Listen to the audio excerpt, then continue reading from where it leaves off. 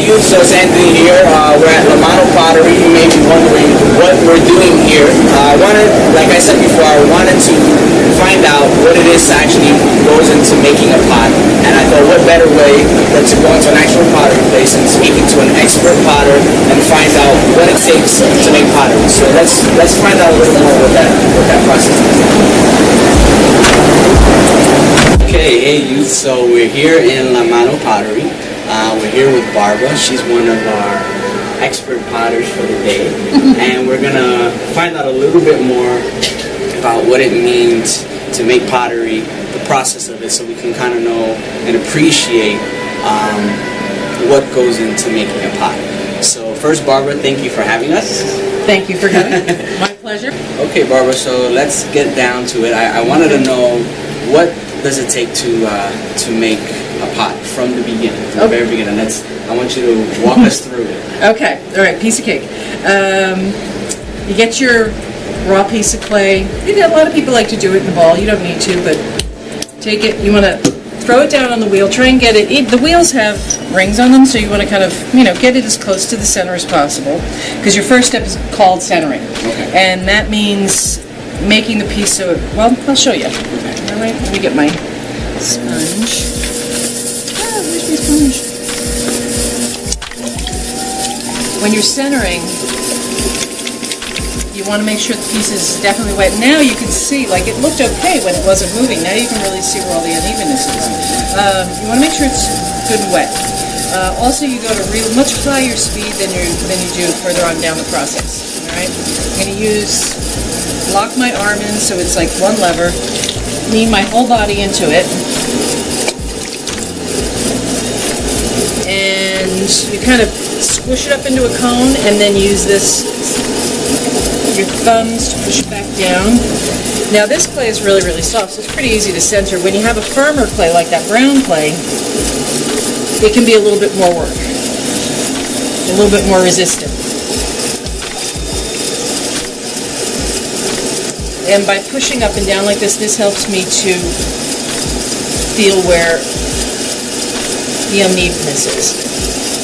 Now, and also, like you were asking before about, like, how have I grown as a potter? I can feel, like, when I put my hands on this, something a beginning potter may not feel the subtleties, like may not know whether it's an air bubble or whether it's a lump or whatever, but I know exactly which finger to press with, where to exert the pressure to get the shape. 2 thumbs. And this is opening.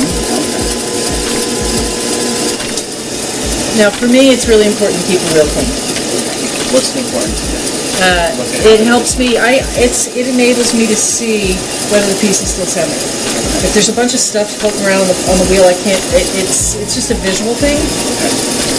All right, so yeah, it just makes it easier to see how well I'm doing, Okay, so every time when you see a potter making it taller, they're doing a pull, or getting a pull, or pulling it. All right, and you can use, like, I'm going to use a sponge and probably my fingers too, and kind of squeeze the clay between the fingers on the inside, the fingers on the outside.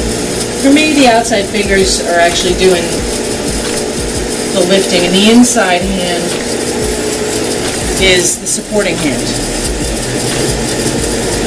And you want to try to keep the pressure you exert really steady the whole way up, because if you're pushing harder here and less here and harder there, it's going to have almost ridges in it. It's going to be really weak because you haven't been steady.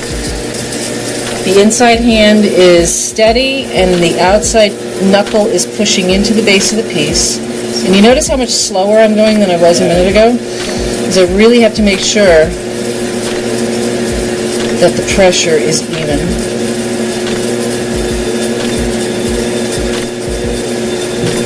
Now also going this so I get to feel all the little air bubbles inside and what, because those are their own problem. Right, and then I real gently release it. There we go. Now, I don't know if you can see it, but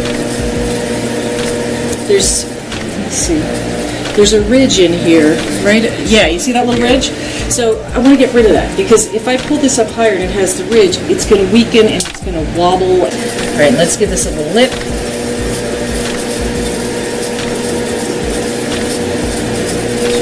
That's going to be cute, you know, little basic vase, you know. And one of the other things that you could do with a shape like this, because when you look at it, it's kind of cool, but it's not, it's a little boring. So, rib tool, this is called a rib. I want to sharpen this edge, so I'm going to hold the rib against the bottom of the wheel and the bottom of the pot, and I'm going to give this a flatter, sharper angle, so it's a little bit more I see it's starting to smooth out. Yeah, yeah. And then in this case, I'm going to finish it off. So is this the kind of the last part of the Yeah. fine kind of details? Yeah, and this would be, you can still see the little air bubble, which I have to get rid of. I'm sorry, I know it's, but it'll leave a little hole, which is fine with me.